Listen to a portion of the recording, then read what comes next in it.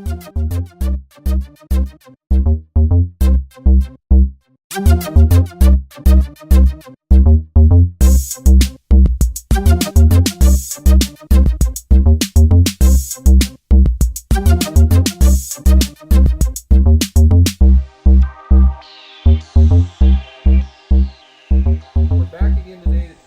the Terraplane. Quite a while ago, we said we were going to do this in the near future. We'd have more of a series on this vehicle. Well, we've finally gotten around to it, and we're going to give you information today on the interior, some of the mechanical features, as well as what we're going to start with in just a moment, and that's show you some nice little memorabilia from various car dealerships that dealt with Hudson and Terraplane. So I'm going to walk around the vehicle here, and we're going to look at those items first. We're going to show you some items that were used by dealerships back in the day for Hudson and Terraplane when they were selling and promoting their dealerships and cars that they were working with. The first one I have here is a ruler from Jack Gaynor Hudson, which was located at 1122 South La Brea in Inglewood. To me that says probably California. And it's just an interesting way to promote that dealership. Now this one saying only Hudson says to me it's probably well after when Terraplanes were available.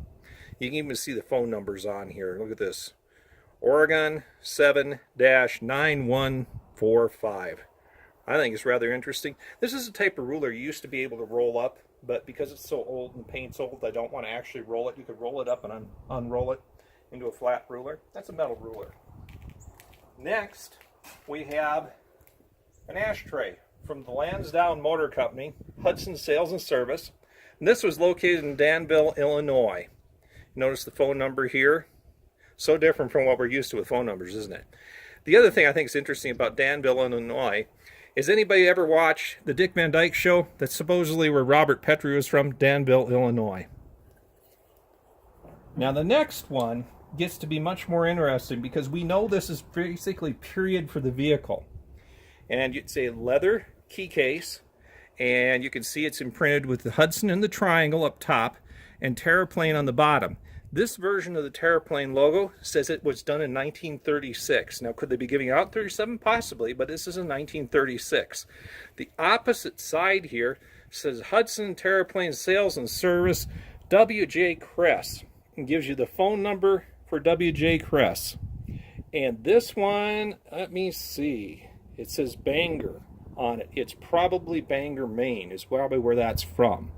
Now this particular one, if I open up, we do have a key in it, and that key happens to be the key that we use for the glove box on the Terraplane pickup. And this one I've treated once before with a little Neat's foot oil. I think I should do it again being in Arizona, but that's amazing. That's a real key holder from 1936, 37 era. As I said, there you got Hudson Terraplane on it.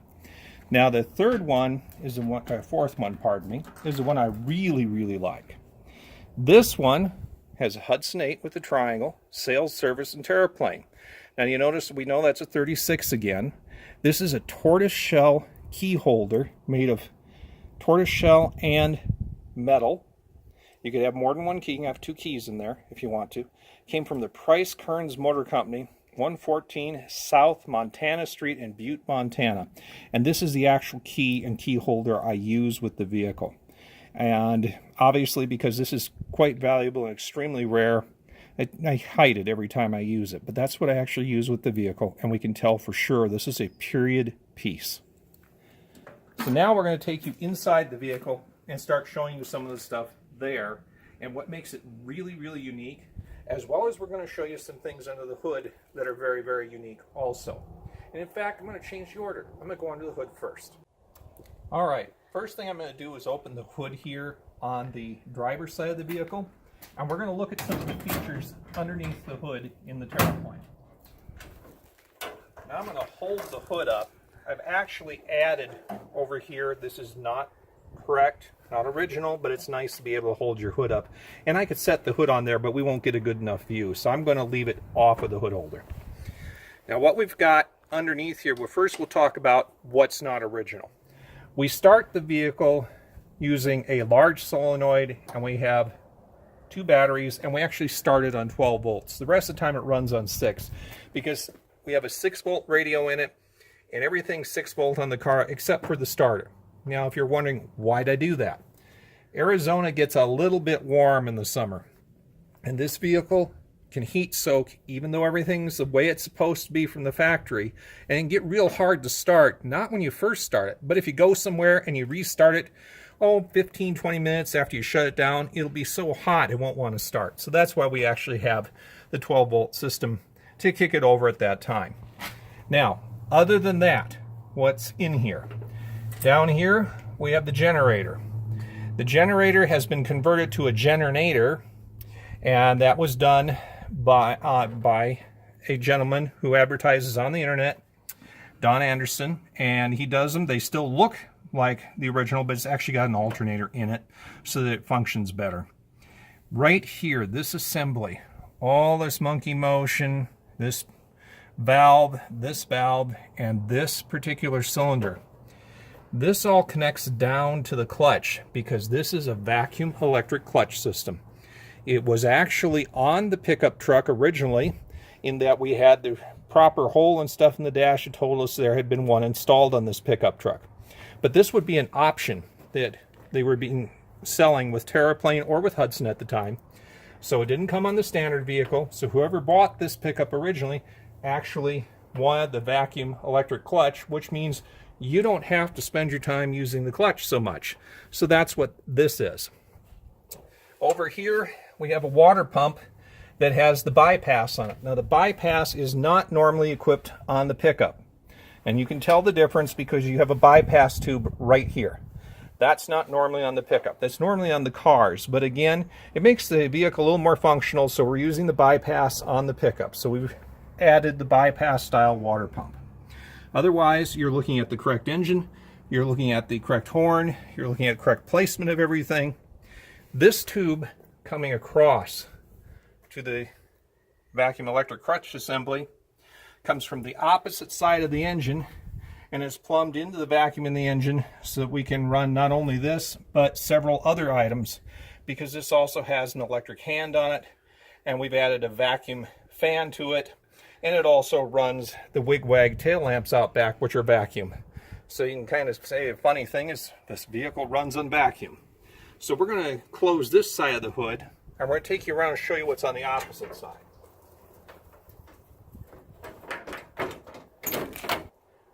This time we're on the passenger side of the vehicle. As you can see, that side mount, which looks really cool, you're going to find out it's very much in the way. But we're going to open this side of the hood, and again I'm going to hold it up instead of put it on the holder so that you can see in here. Right here is the coil. That's where it's originally mounted. Here we have the correct air cleaner, complete with the correct label for the vehicle. Correct carburetor. Here is a fuel filter that the factory gave you. I also have down underneath the fender a modern fuel filter. I really don't want to have problems with that. Here we have our tube that's going over to the vacuum clutch. That tube also goes down. We're picking up that as vacuum out of the intake manifold right here, but also goes down underneath the car because it's headed to the electric hand system. Right here is another addition that we have. This is a second carburetor. It's a little second miniature carburetor for a gas-fired heater by Stuart Warner. The reason I added that is Terraplanes notoriously run cool because they're total splashers. So if you want any heat, that's the way you get heat, is add a gas-fired heater. So we've got a gas-fired vacuum electric heater on here. If you look down here, we have our exhaust manifold. I had the exhaust manifold coated with a modern high-tech coating so that it won't rust, and looks pretty close to at least being original cast iron. And you'll notice it goes from back to front and down under the engine. That's the way it's actually built originally. Now down on the bottom, whether or not Trish can show you, there are actually pans all the way around the engine. That's the way Hudson made it, so every one of the pans is in the engine, so that there happens to be, quotes, dust protection, but more importantly, the real reason they're there is because they're trying to get certain airflow through here to keep everything nice and cool. So, all right, before I shut the hood, one other thing to know is really why the position of the side mount is a killer. Down there in the very bottom at the base of the wires is where the distributor is. The engine is much older in base design than 1937. At one time, that was an okay place to have the distributor. By the time the Terraplane in 37 was made with this side mount, that's downright difficult to get to. So I switched it over to an electronic version inside of it. So it's actually not running points inside, because I never wanted to have to get down there and work on it again after I figured out how hard it was to get to. So we just thought we ought to show you that might be one of the reasons sometimes Terraplanes get called terrible pains, because that's a terrible pain to get to.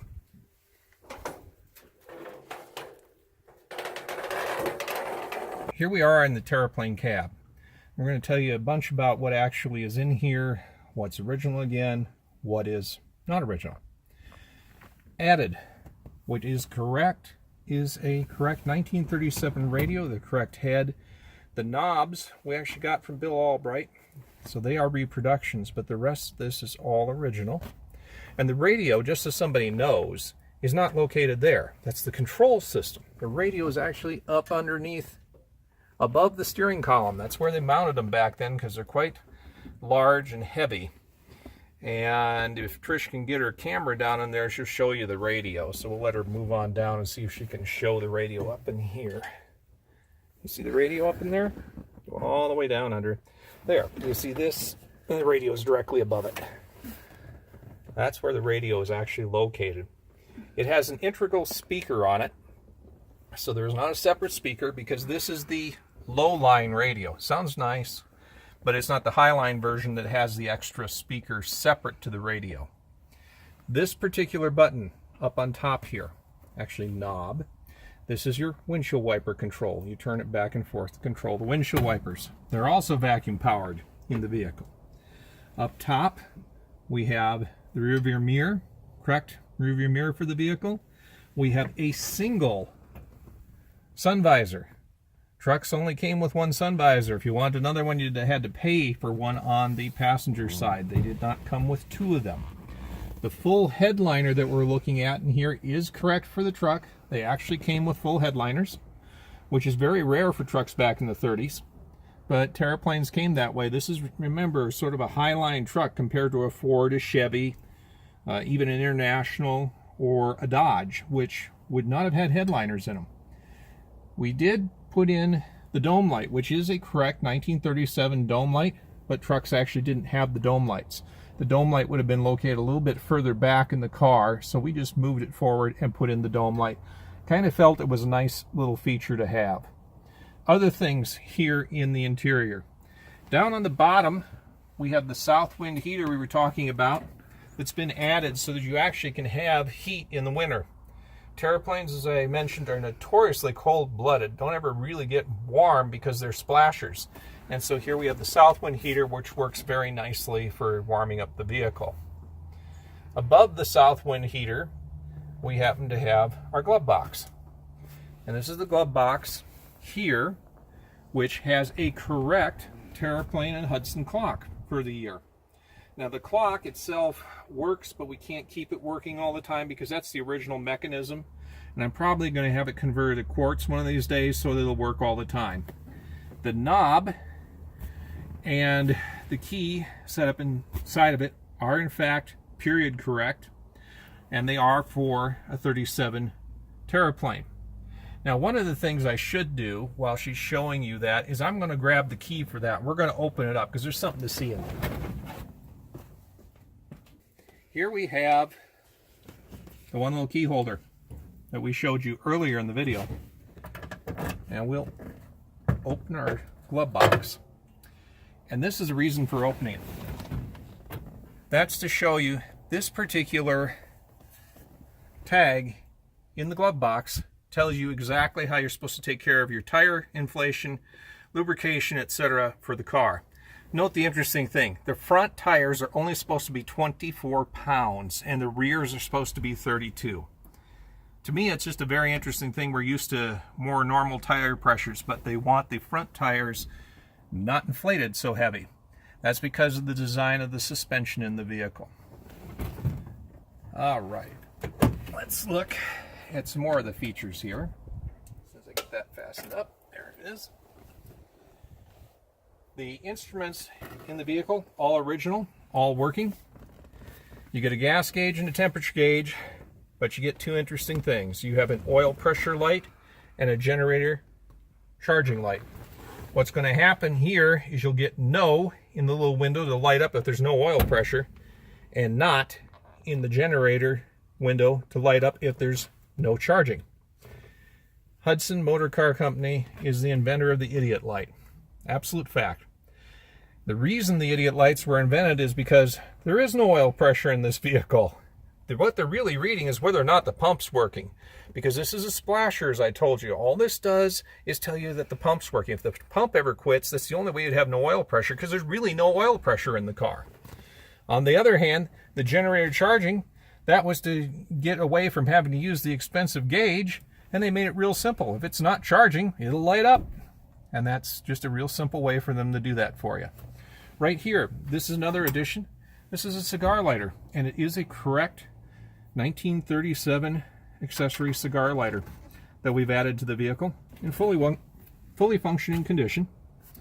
Here's your ashtray that's on the vehicle, and inside the ashtray we have a nice little piece that in a little bit we'll tell you what that's about. Over here you have your starter button, and right here you have your choke knob, and this happens to be your lights. Now you notice nothing's labeled. So remember, in 1937, you're supposed to know all that stuff. You're not supposed to have little labels here or pictograms to tell you how things work.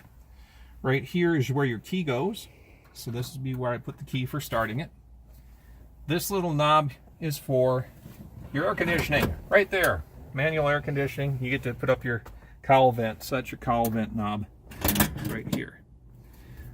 As we come over to the driver's side, a couple interesting things to note. This panel on the driver's side and this panel on the passenger side are identical.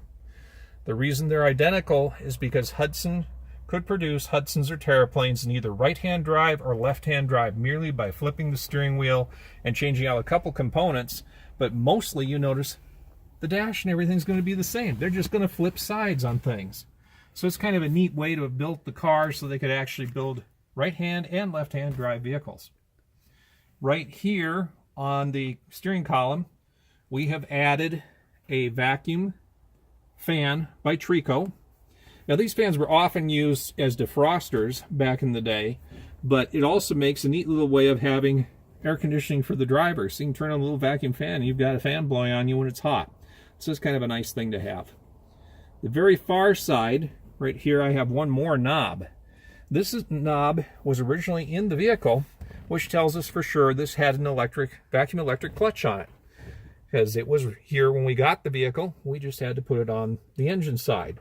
So that's the vacuum electric clutch on-off knob right there. So you can pull it out, turn it off, push it in, turn it on. Here on the column, we have two other things. One, this is the electric hand system, which we're going to describe in just a couple minutes and really show you how it works.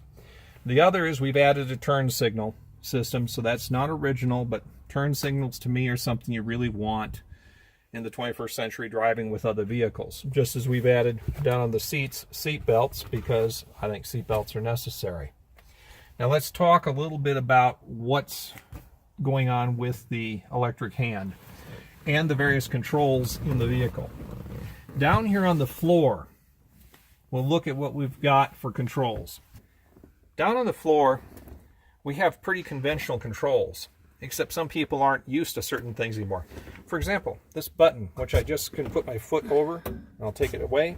That button's for your high-low beams. It used to be common in cars. Nowadays, we have it up on stock on the steering column. Next over is the clutch pedal. You notice it's a little bit triangular. Not exactly triangular, but that's a little bit triangular. Next over, you're going to have your brake pedal, as you're used to, and then you have your accelerator, as you're used to. Now, one thing I'm certain that you can't see well from that side, but you might be able to see sort of. This is your emergency brake right here. I've got my hand on, and it's currently set. So that's your emergency brake. Now back to the electric hand and how it relates to what's on the floor. First of all, as I said, we have a vacuum electric clutch. Having that switch in causes the car to run the clutch all by itself. So you start the car by stepping on the clutch, but after that you actually don't have to use the clutch if you don't want to, because the vacuum electric clutch will work it. The electric hand, which has an on-off switch right there, there's an on-off, and then it has the stalk coming over with all the positions you want. It's currently in first. You could head it in reverse, which is right there, second up, third down, and there's neutral right there in the middle. This electric switch system controls when and how you're going to shift the vehicle. So this vehicle does not have to be shifted by this normal shift handle. So the normal shift handle isn't even necessary. That's only really your emergency shift handle, and that's what the little piece in the ashtray is for. You really have a nice little hat that you're supposed to put on it and not actually have the shift handle in here. So that's what that is about. We'll put the little hat back. And we'll put our shift handle back on there. But this is not necessary to drive it. I do not drive the vehicle using that. I do leave it in place. What we're going to do now is start the vehicle. So you do start it by stepping on the clutch. I could shut off both of these switches, but nothing will be hurt by leaving them on. So the vacuum electric clutch is on, the electric hand is on. You turn the key to the right, one click. Notice we got no oil pressure, we're not running. We've got no charging, it says not charging. So the idiot lights do actually work. Now we've run the car a little bit earlier, so I shouldn't have to do anything but probably just press the starter. We'll see if that'll start her up. There she is, running beautifully. Now, I just took my foot off the clutch, and you notice the clutch pedal didn't come up. That's because the vacuum electric clutch is operating. It's holding the clutch for me. I don't have to do that. Now, what would happen as far as the electric hand? Right now, we're not going to take you for a ride, but we're going to show you what happens when I move the handle. So I'm going to move the handle up here, and hopefully Trish is going to pick up what happens down on the floor as well as on the handle. So if I were to put it in reverse, notice the shift shifted all by itself. Now we could put over there in second. There it is in second. Now it's down in third, and here is neutral. And you notice all I'm doing is moving the control up here, and the car is doing all of this by itself. Now what's interesting about this is when we do the third and final video and show you how all of this works when we're operating it, you're going to find out that the car shifts faster than a human could ever shift. And you're going to find out something really interesting. They tell you nowadays that paddle shifters are new, etc. Well, they are being behind the steering wheel. They're not new as far as in the 1930s, Hudson had already got on its car a completely vacuum electric shift system that ultimately is faster than a human. And when I'm doing it here, it looks slow, but when you see us drive the vehicle, you're going to be amazed at how fast it is. Last thing you probably want to know about here is the steering wheel. The steering wheel we have in here is the correct accessory steering wheel for Hudson and Terraplane for the year. And normally they would be just black. A pickup would just have a black plain steering wheel, but since I could get a hold of one of these, it's in the pickup, showing you what that's like. One other thing you may have noticed is if you look on the doors, you'll see there are 3 raised sections. This is all the decoration you got on the doors. This is the correct material for the interior. The rubber floor mat's correct. This is how it looked, including all the colors inside back in 1937. So hopefully you found it interesting to find out a lot of information about what a 1937 Terraplane cab pickup express is, mechanically, interior-wise, as well as some neat little things from dealerships at the time. Next time, we're going to take you for a ride in this vehicle.